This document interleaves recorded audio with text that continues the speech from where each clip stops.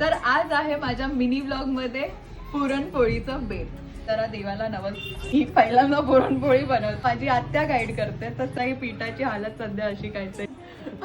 आत्या मला जेव्हा पीठ मळायला सांगत होती मी बोलली असं कसं, पण झालं नीट. आत्या ॲज अ प्रो गाईज. कृतिकालाच कॉन्ट्रॅक्ट देणार आहे ना. कृतिकाला मस्त आता येतील शिकवलंय ना. मम्मीला तर चान्सच पाहिजे होतं.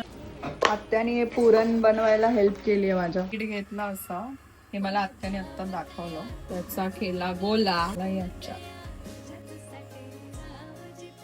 माय गॉड, माझी पुरणपोळी फुगली आणि काय खुशी होते मला.